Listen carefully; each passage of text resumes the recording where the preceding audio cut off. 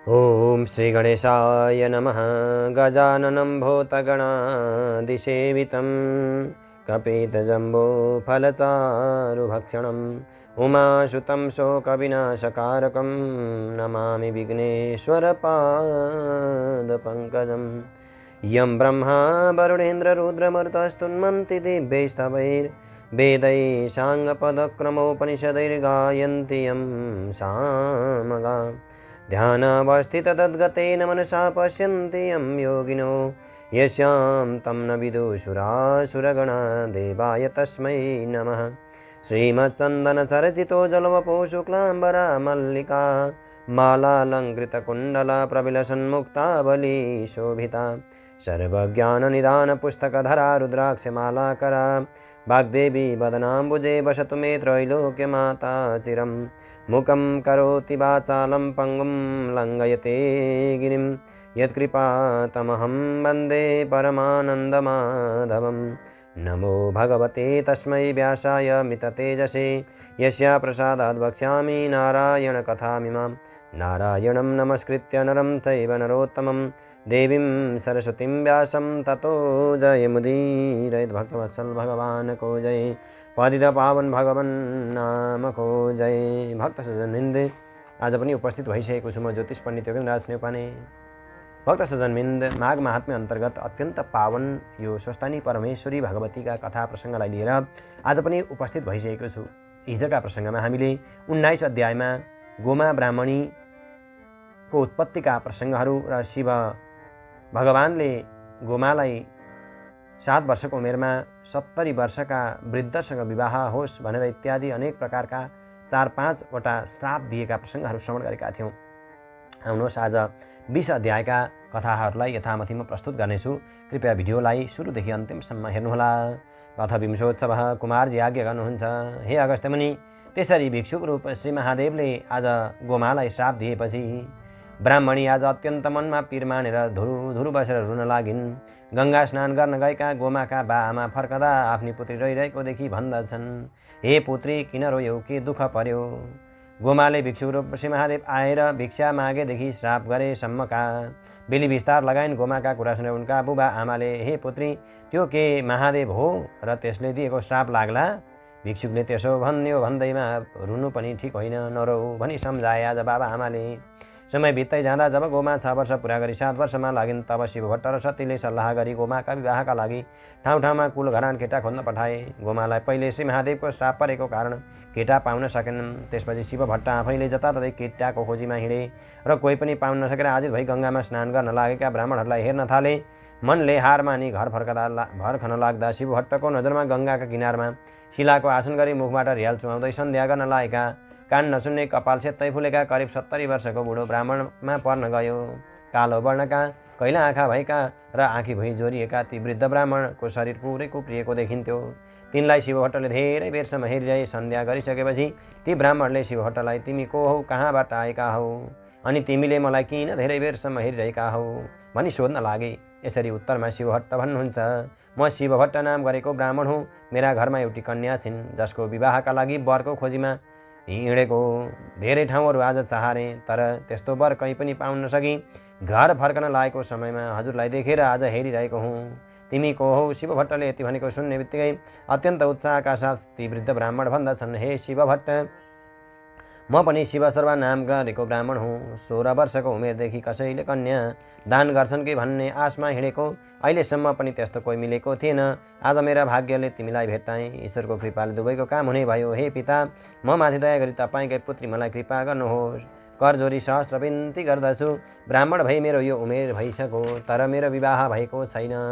अब तपाईँले कृपा गरेर कन्यादान दिनुहोस्। शिवशर्माका यस्ता कुरा सुनि शिवभट्ट भन्दछन्, आज यस्तो वयोवृद्ध उमेरका तपाईँलाई मैले भर्खर 7 वर्षका लागि मेरो बालिका कन्या कसरी दिउँ? फेरि यस्ता कुरूपलाई कामदेवकी स्त्री रति जस्ती मेरी पुत्री सुहाउँदिनन्। यस्तो सुनि शिवशर्मा भन्दछन्, हे शिवभट्ट, त्यसो नभन, ती कन्या मलाई देऊ। यदि तिमीले हुन्न भन्यौ भने म अपहत्या गरी मर्नेछु। यस्तो सुनेर शिवभट्ट ब्राह्मण विचार गर्दछन्, अब फसाद पर्यो। यिनको आत्महत्याको पाप लिउँ कि गोमा कन्या उसलाई दिउँ? कन्या नदी आत्महत्या गरी मर्नेछ र मलाई ब्राह्मणले ब्रह्म हत्याको पाप कसरी लिनु? त्यसको कर्ममा यस्तै लेखेको रहेछ। अब मैले के गरौँ? उस दिन श्राप गरी जाने भिक्षुक श्री महादेव नै रहेछन्, जसको श्राप उल्लङ्घन गर्न इन्द्र जस्ताले त सकेनन्, रावणले पनि सकेनन् भने म जस्तो दुखीले कसरी सकौँला र? यस्तो विचार गर्दै अत्यन्त भारी मन लिएर मनमा पीर र व्यथा बोकेर आज शिव शर्मालाई साथमा लिएर शिवभट्ट घर फर्किए। उता आफ्ना स्वामी शिव शर्मालाई साथमा लिई घरमा आएको देखि सतीले भन्न लागिन्, हे स्वामी, कसलाई लिएर आउनुभयो? यसको जवाबमा शिवभट्ट भन्दछन्, हे सती, शिव शर्मा नाउँका ब्राह्मण हुन्। गोमाका लागि वर खोज्दा खोज्दा कहीँ पनि पाउन सकिन। घर फर्कने विचारले एकैछिन गङ्गाका किनारतिर हेर्दै थिएँ। त्यही बेला यिनलाई शिलाको आसन गरी सन्ध्या गर्दै गरेको देखेँ। यिनले सन्ध्याको काम गरिसकेपछि आपसमा हाम्रो परिचय भयो। मैले गोमाका लागि वर खोज्दा पाउन नसकेकाले घर फर्किन लागेको बताएपछि यिनी मसँग निकै उत्साहित भएर कुरा गर्न लागे। यिनले आफूलाई गोमा कन्यादान गर्न निकै ढिपी गरे। मैले गोमा र यिनको जोडी नमिल्ने हुँदा कन्यादान गर्न नसकिने बताउँदै लाख कोसिस गरेँ। यिनलाई सम्झाउने प्रयास गरेँ, तर यिनी गोमासँग विवाह गर्न पाए अपहत्या गरेर मर्छु भन्न लागे। त्यसैले ब्रह्महत्याको पाप लिउँ कि गोमा कन्यादान दिउँ भन्ने अलमलमा परि यिनलाई साथमा लिएर आएको। शिवभट्टका यस्ता कुरा सुनि सती ब्राह्मण रिसाउँदै भन्न लागिन्, हे स्वामी, यस्तो कुरा नगर्नु हो। यो कुप्रो बहिरो अनि कैला आँखा भएको, कपाल सेत्तै फुलेको, दारा निस्केको, मुखबाट रियाल चुलाउने, देख्दैमा पनि अनुहार नपरेको यस्तालाई हाम्री परम सुन्दरी कन्या कसरी विवाह गरिदिनु? हाम्री पुत्रीको रूपरङ हेर्नुहोस् त, चन्द्रमाको जस्तो मुहार भएको, मत्ता हात्ती जस्तो सुँड जस्तो हातगोडा भएकी, सिंहको जस्तो कम्मर भएकी, सावित्रीका जस्ता पैताला भएकी, महालक्ष्मीको जस्तो शरीर भएकी, अत्यन्तै कहिलेको जस्तो सुमधुर स्वर भएकी, यस्तै रूपले बलेकी, शिलमा ढलेकी कन्या त्यसलाई दिन कसरी सुहाउँछ? अर्काले कन्यादान दिएनन् भनेर आत्महत्या गर्नेको पाप हामीलाई कसरी लाग्दछ? हे स्वामी, तपाईँ त्यस्तो कुरामा सन्देह नगर्नुहोस्। आत्महत्या गर्छ भने गरोस्, त्यसको पाप म कपालमा थामी लिउँला। त्यस्तो कुरो बुढोलाई त म 100वटा ब्रह्महत्याको पाप लागे पनि मेरी छोरी दिने छैन। यस पृथ्वीमा अरू कोही ब्राह्मण छैनन् र हे स्वामी, हजुरले नसके पनि म आफै खोजी गरेर ल्याउँला। सती ब्राह्मणीले आफ्ना पति शिवभट्टलाई भनेका सबै कुरा सुनेपछि शिव शर्मा सतीलाई सम्झाउँदै भन्दछन्, हे माता सती, संसारमा बुढा पनि छन्, नराम्रा पनि छन्। कसैका छोराछोरी छैनन्, कसैका छोरा धेरै छोरीछोरी छन्। फेरि पति पत्नीमध्ये कसैको पतिभन्दा पत्नीको बढी उमेर छ भने कसैको पतिको उमेर बढी छ। फेरि कसैका पति छैनन्, कसैका पत्नी छैनन्। कोही धनी छन्, कोही गरिब छन्, कोही दुखी छन्। कुमालेको चक्र झैँ घुम्दै गरेको यस संसारमा बुढोको हुँदैन र मर्नु कसलाई पर्दैन र? त्यसै कारणले ती कन्या मलाई देऊ, नत्र तिमीहरू दुवै स्त्री पुरुषलाई श्राप गरी आज मेरो प्राणी त्याग गर्नेछु। यति भन्दै शिव शर्मा आफ्नो प्राणवायुमा ब्रह्माण्डमा पुर्याई मर्न तयार भए।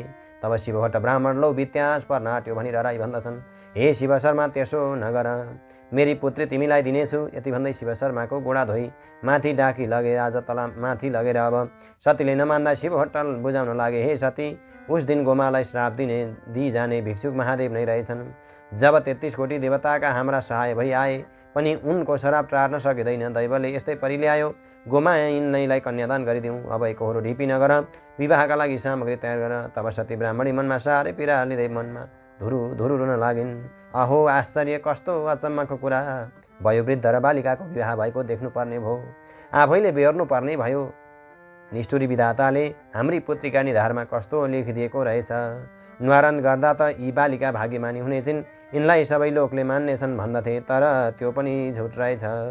हामीले नगर्ने काम त केही गरेका थियौँ, के पापले यस्तो भयो? हे भगवान्, आज हामीमाथि किन यस्तो गर्यौँ? छोरीलाई श्राप दिने महादेव नै रहेछन्, यस्तै बालिकालाई किन श्राप दिएका होलान् ती निष्ठुरी महादेवले? सती ब्राह्मण यति भन्दै निकै बेर आज रोइरहन्। तब शिवभट्ट ब्राह्मण भन्दछन्, हे सती, नरौ, दैवले जे गर्यो त्यस्तो नबेहोरी सुकै छैन। अब शिव शर्मा ब्राह्मणलाई खान पिउन दिई सुत्ने ठाउँ खटाइदेऊ, पिर नगर।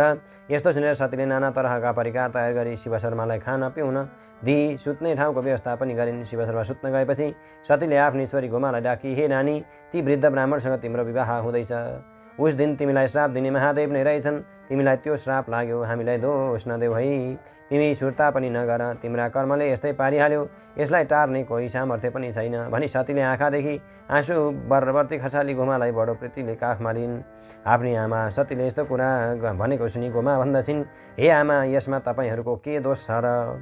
मेरा कर्ममा यस्तै लेखेको रहेछ, यस्तै परि आयो। फेरि श्री महादेवले दिएको श्राप टार्न कसले पो सक्छ र?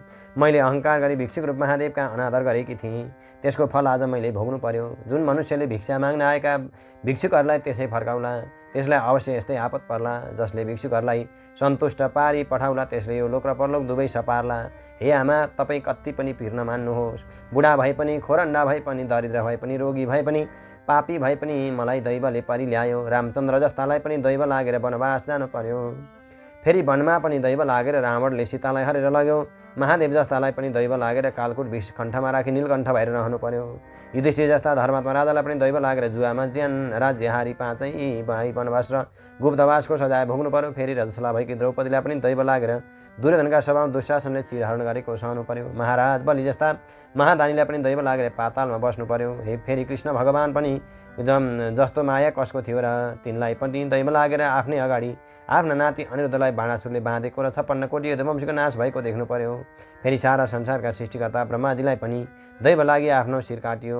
फेरि देवराज इन्द्रलाई पनि दैव लागेर आफ्नो राज्य छाडी भाग्नु पर्यो। हे आमा, दैवको गति उल्लङ्घन गर्न कोही पनि सक्दैन। पूर्व जन्ममा आफूले गरिआएको कर्मको फल भोग्नै पर्दछ। आफ्ना एउटा घडाली जतिसुकै ठुलो समुद्रमा डुबाए पनि त्यस घडाभित्र घडाभरि मात्र जल प्राप्त हुन्छ। त्यसैले आफ्ना ललाटमा जे जस्तो लेखिएको छ त्यस्तै हुनेछ। अब पिर नमान्नुहोला, तपाईँहरूले दिएका ठाउँमा म खुसी साथ जानेछु। गोमा ब्राह्मणीले यस्ता ज्ञानुनका कुरा गरेको सुनि सती ज्यादै खुसी भइन्। सती भन्दछिन्, हे नानी, तिमी धन्य रहेछौ। बाल्यावस्थामा पनि यस्ता घात लाग्दा कुरा गर्ने। यस्ता तरहले रातभर आमाश्री दुवैजना गुनगुन कुरा गरिरहे। भोलिपल्ट बिहान शिव भट्टले नाउलाई डाकी शिव शर्माको कपाल खौरन र गोडाका नङ काट्न लगाए। शिव शर्मालाई मन परेको खानेकुरा दिन लागे। यसरी भोजन भने जस्तो खाना लाउन पाएपछि शिव शर्मा हृष्टपुष्ट हुँदै गए। पछि शिव भट्टले विवाहको शुभ लग्न ठहर्याई कन्यादानका सामग्री तयार धुमधामका साथ मङ्गल यात्रा गराई। आज मर्यादाले गोमालाई हिरा मोती माणिक्य आदि रत्नहरू जडित वस्त्र अलङ्कार गराई शिव शर्मालाई कन्यादान गरिदिए। गोमा ब्राह्मणीले शिव शर्माका गलामा फुलको माला लगाई प्रदक्षिणा गरिन्। कन्यादान कार्यक्रम सम्पन्न भइसकेपछि शिव भट्टले ब्राह्मणहरूलाई श्रद्धापूर्वक भोजन गराई दक्षिणा दिई विदा गरे। गोमा पनि शिव शर्मालाई अत्यन्त प्रीतिले सेवा गर्न थालिन् भनेर यसरी बताइएको 20 अध्यायसम्मका कथा यस अध्यायबाट। जय जय श्री स्कन्द पुराणे केदारखण्डे माघमात्मे कुमार यथ समाधे श्री शतानि परमेश्वरी अमृत कथायं गोमा विवाह नाम विंशोत्सव हरै नमः।